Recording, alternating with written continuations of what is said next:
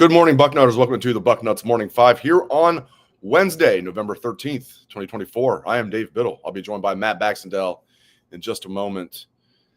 Did the CFP committee send a message last night? And not a good one for the SEC. Will it really matter in the end, though? We're going to get to that. It's pretty wild to see 4 Big Ten teams in the top 5. No other Big Ten teams at all in the top 25. That's not a surprise. 4 of the top 5 in the Big Ten. Unbelievable. And only one from the SEC in the top 5, that being newcomer Texas. All right. Today's show is sponsored by Mando Whole Body Deodorant. Been telling you guys about this. I love their products, and we have a great deal for you guys, so you can check it out yourself. Mando was developed by a doctor and gives you 72-hour odor control. If you've been using the same deodorant for several years like I was until I discovered Mando, it might be time for you to try something new and better. That's where Mando comes in.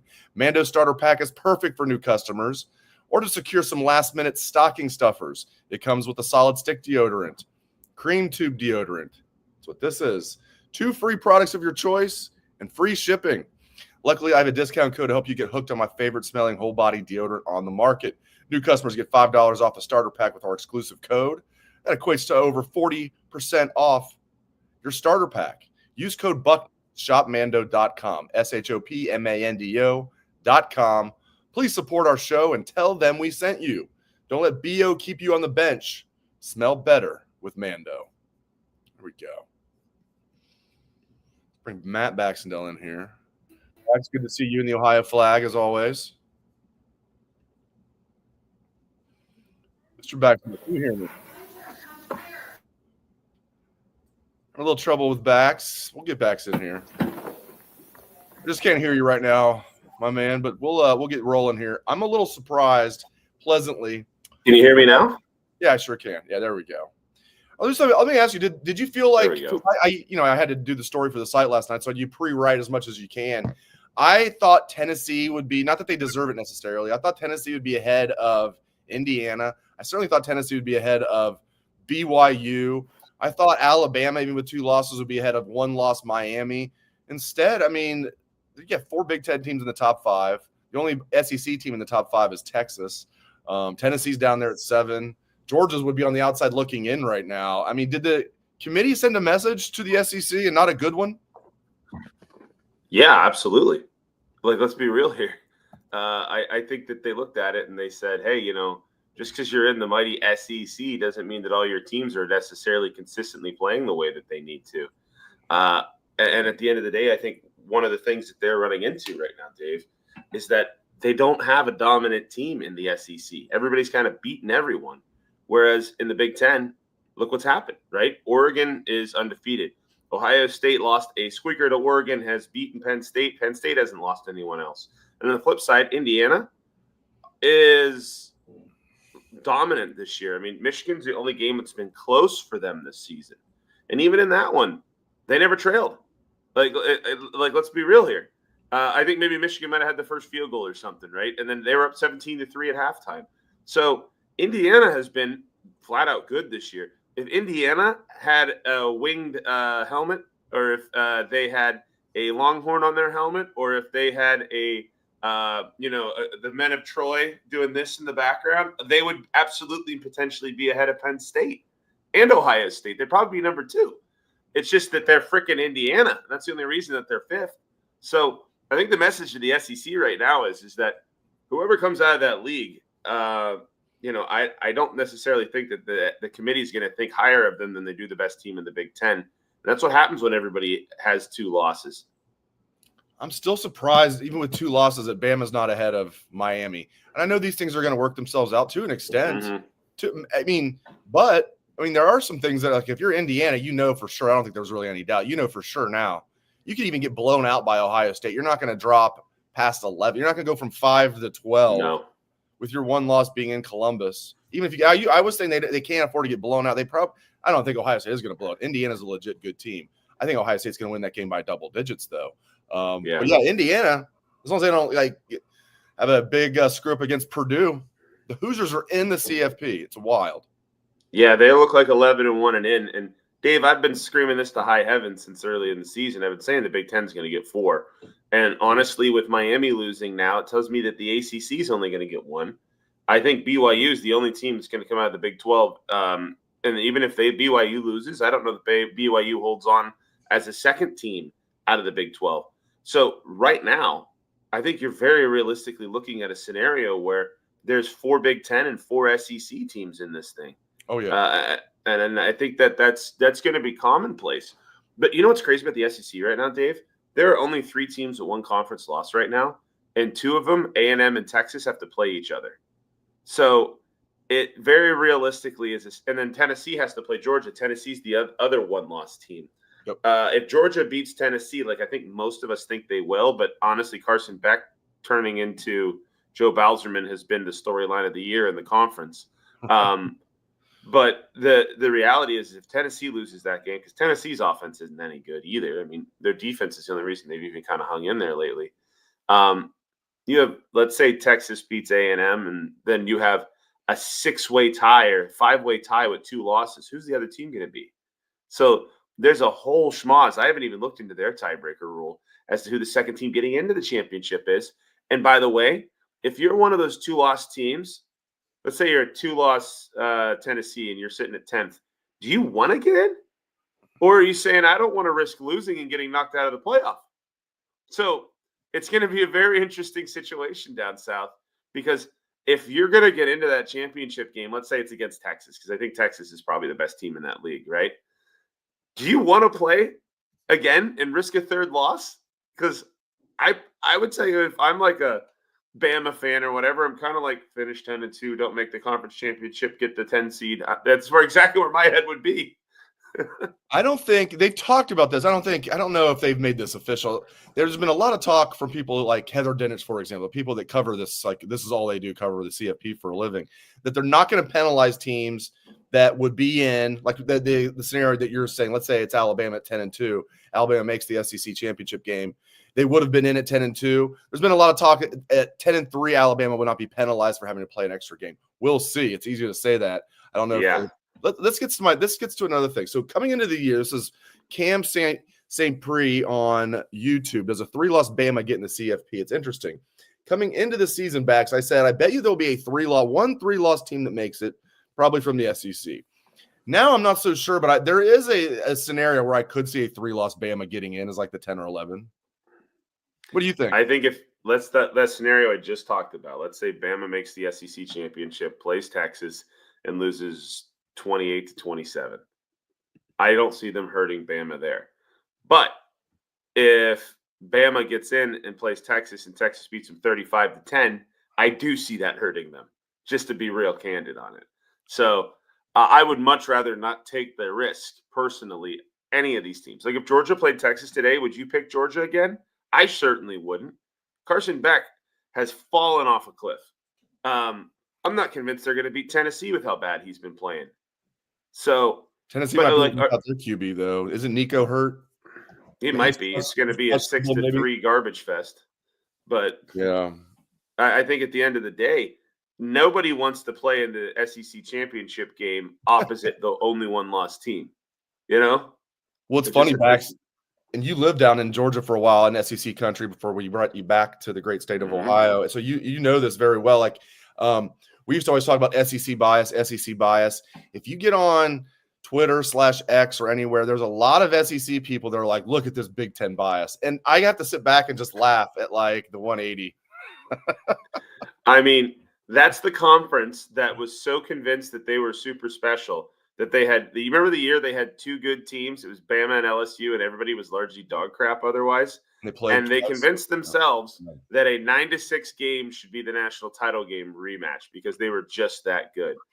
That's why, like, a lot of their national championships in the BCS era, I kind of like turn my nose up at because I'm like, oh, great, you guys got to play yourselves. Or, oh, great, you guys decided that your one team that was better than everybody else now gets to play, whatever. To me, the bias towards the SEC used to be so overwhelming. It was infuriating. Now, with an actual playoff on the field, it's been a little more spread out. And now, with a major playoff, I think the SEC folks all thought they were going to get 6 teams every year. Like, I told you my famous story about when I'm down there. Some guy walks up to me, and it's 2007 or 8, and the Buckeyes are literally like a national championship-bound team. And the guy looks me in the eyes, and he goes, Mississippi State beat the Buckeyes. They're in the SEC. And I'm like, wow, you're incredibly stupid. But that is not an uncommon mindset. I can tell you the Bubbas down south thought they were getting 6 teams into this playoff every damn year because they SEC. And turns out they SEC means they the second conference right now behind the Big Ten this season. And it's going to be like that a lot going forward, where one of these 2 leagues is stronger than the other. And most of the good teams in the country are in one of these 2 leagues. And that might be another message that the committee sent, that a 3-loss team's not going to make it. It would have been very easy, in my opinion. In fact, I thought this would happen. I thought 2-loss Bama, as I said earlier, would be ranked ahead of 1-loss Miami. Because I think is there any doubt that Bama, Miami on a neutral field, Bama would be favored? And I know that's not the criteria that they go by, but is there any doubt? I'd take Bama by multiple touchdowns. Miami's a fraud in a bad league. So that says a lot to me right there. We could pick apart like a lot of things. It's good for Indiana being 5th, like I said. It would have been very easy for them to stick Alabama in there, ahead of some of those teams. Instead, they have Alabama way back there behind the likes of Miami. That tells me that's the committee sending a message that if you have 3 losses, you're out, unless maybe it's a scenario like I talked about earlier that we talked about earlier, where if the 3rd loss is in the SEC championship game and you're 10-3, you're probably getting in that scenario, but I don't know. Is that a good thing, though? Are we should all the fun you and I want to make of the SEC? Is it a good thing if they're going by just the number of losses next to a name? Because no. Yeah, I don't like that. Like, what Ohio State's supposed to play Texas next year. Please don't be on Big Noon. But it will be. No, it will be, knowing our damn luck. Big Ohio State noon at this point, but that's a different topic. But let's say Ohio State plays Texas, right? Let's say Ohio State plays Texas first game of the year. Let's say Texas wins by 28-27.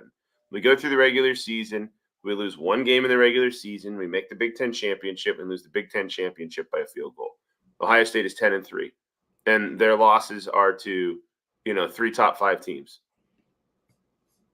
and they don't get in. Would we be a little frustrated about that? And would it disincentivize to play these games against the likes of Texas outside of conference? Absolutely.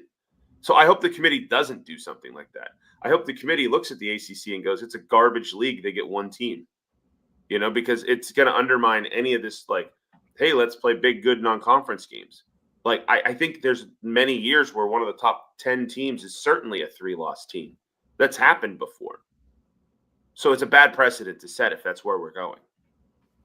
Yeah, it's interesting. I mean, we'll see when it all shakes out. But that, that's something that definitely crossed my mind as wow. They might be setting the groundwork for a 3-loss team is on the outside looking in. All right, let's move on. Talk Ohio State specific topics.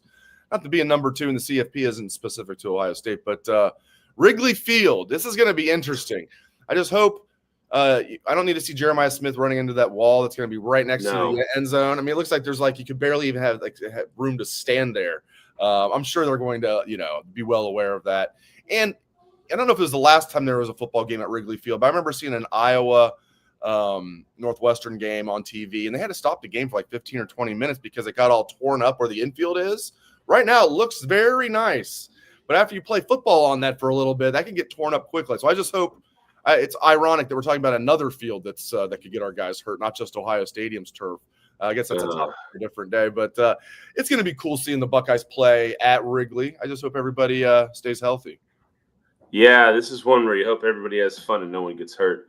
Remember the game a couple years ago where they had to play only on one half of the field because the other half was too close to the right field wall? Oh, that's right, yeah. So when they got over to midfield, they went the other direction. They literally flipped the game. And I'm like, this is bad.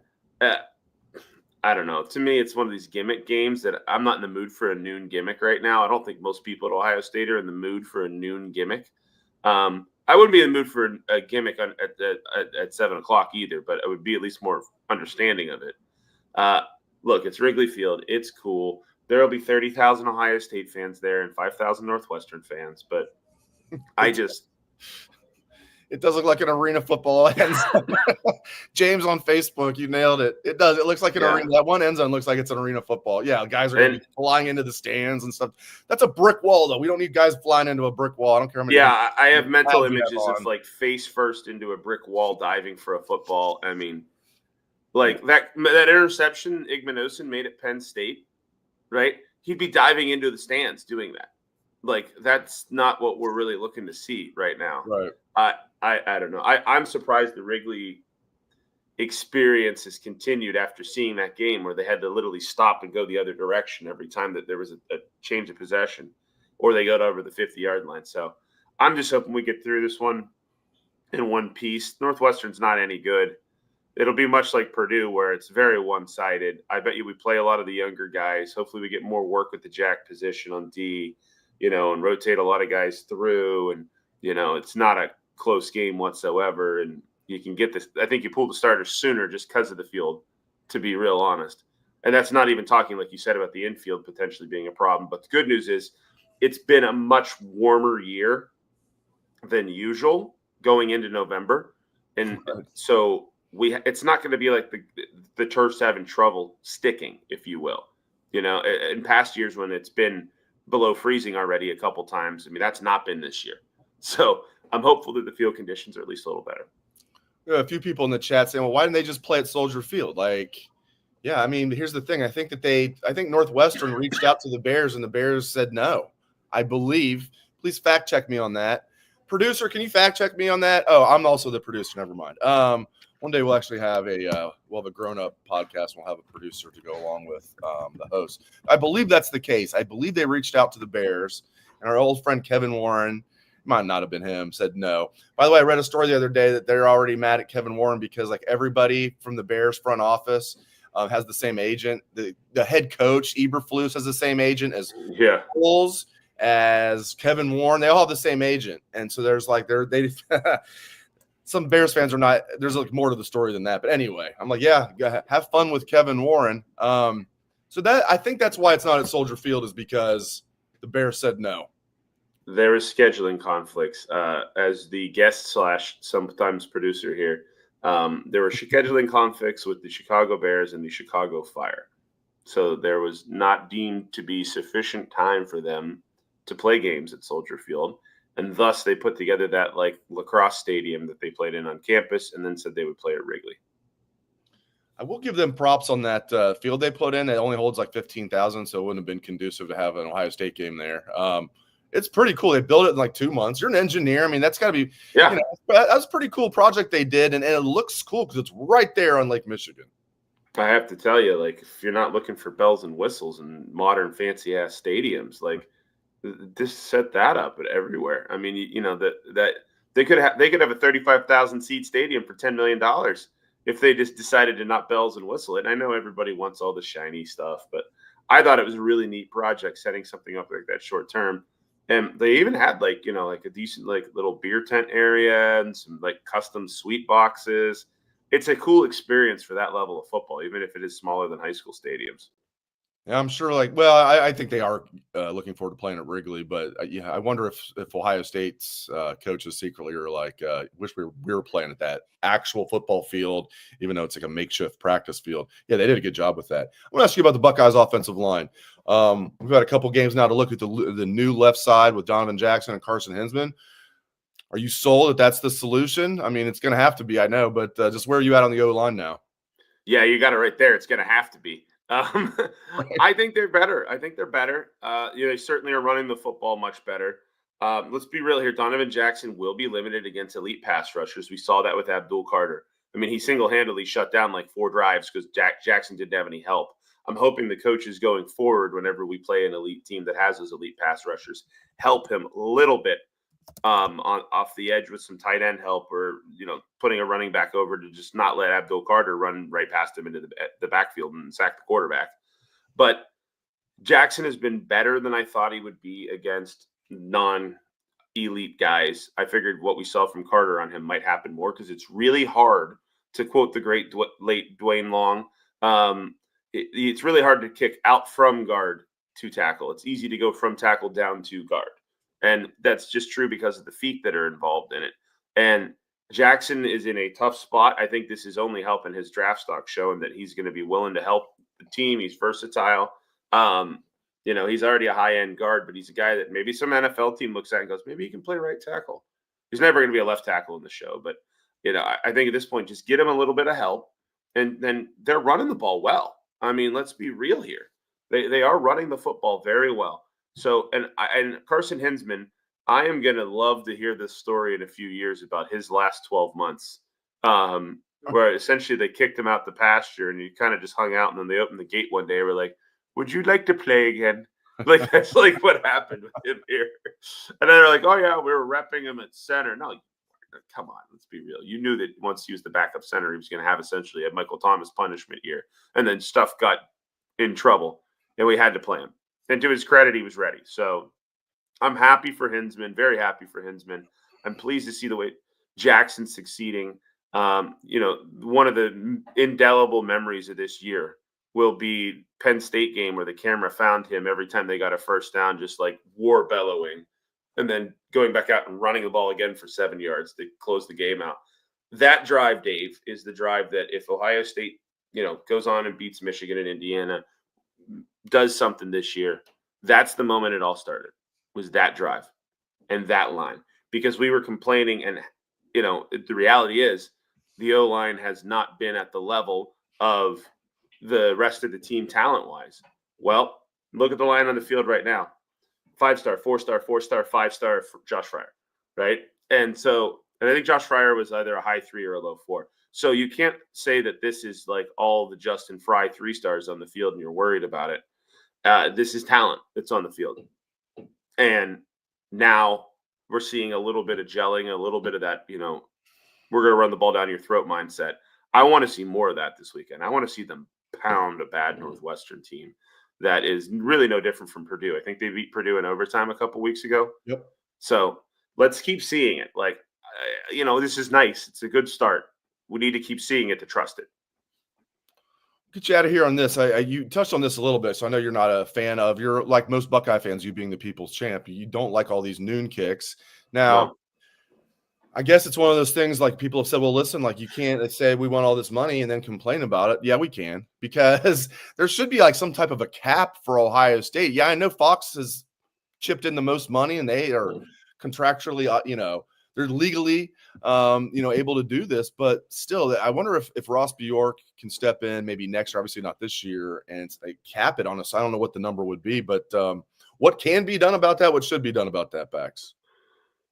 Well, it's super frustrating because it's not just that it's at noon, but like the way that they're calling it, like Joel and Gus, like that Jack Sawyer touchdown call was beyond unacceptable. It's like they didn't want to be there. It's like they were like, Tomalo forces fumble, Jack Sawyer gets the ball, touchdown. I'm on my phone, I'm tweeting. That's how it felt. Especially the whole game. Johnson. Yeah, right. Especially like Gus Johnson, who always comes across like he just had 10 cups of espresso. Yeah, it's like Gus was hungover and was like, "Yeah, all right, I'm here." Like that's like that was not acceptable of a broadcast from them.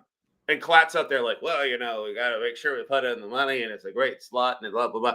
Look, the atmosphere at noon in Big Ten games that are not Michigan, it's not good. It just isn't. It's not good. It hurts recruiting because you can't get kids from out of state in for noon games. Right? It's really hard to do.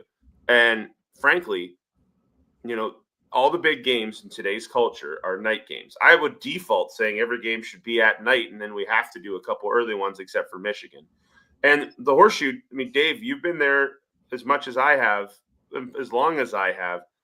20 years ago, that was a different building for noise for noon games than it is today. Like, I remember the 02 season, there was a lot more angst and desperation.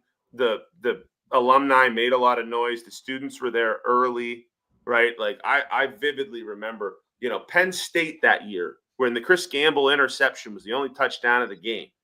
That was a noon game. And nobody was that mad about it because people were ready to go because it was the Buckeyes, right? Today's atmosphere for the noon games is like the students roll in like, yeah, we're awake, we'd rather drink. And then the alumni show up. They're like, good, we'll be home for dinner. And it's just like very much the stuff we made fun of Michigan. And we need to have the games at a couple night games a year. 3:30 games are better than noon because it gets people a little more rared up. People are more likely to be a little on time from a student perspective. The alumni that go aren't going to sit there and knit while they're at the game. To me, big noon shouldn't be the primary vehicle just from an atmospherics. Like, I know you want to get away from the SEC competition, but why do their games look so loud and explosive? It's because they're night games, most of their big games. They put their biggest games on at night.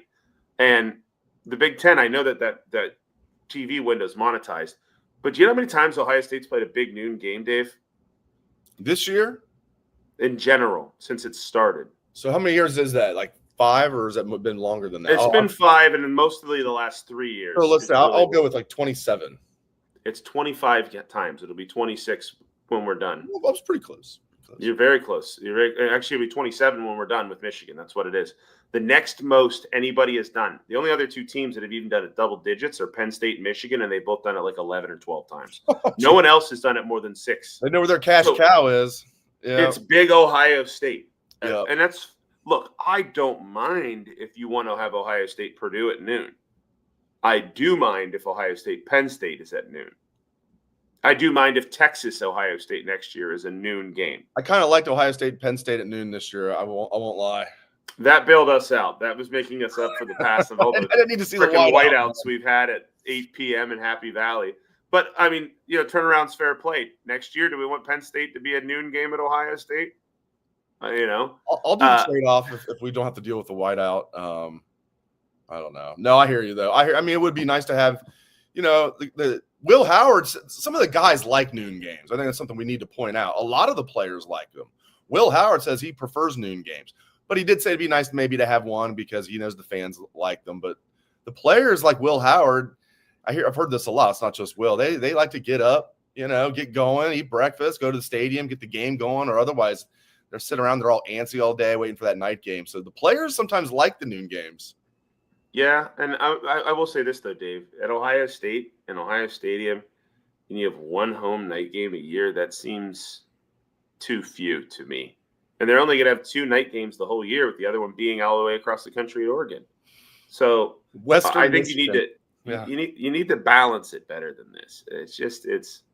And from an Ohio State perspective, if I'm Ryan Day, I'm like, how am I going to get recruits here from out of state to watch a football game when none of my games are later than noon? The logistics don't work. So all these kids play on Friday nights, and then they need to get to Ohio State, right? So how many of those kids can play on Friday night? And let's say you want to fly a kid in.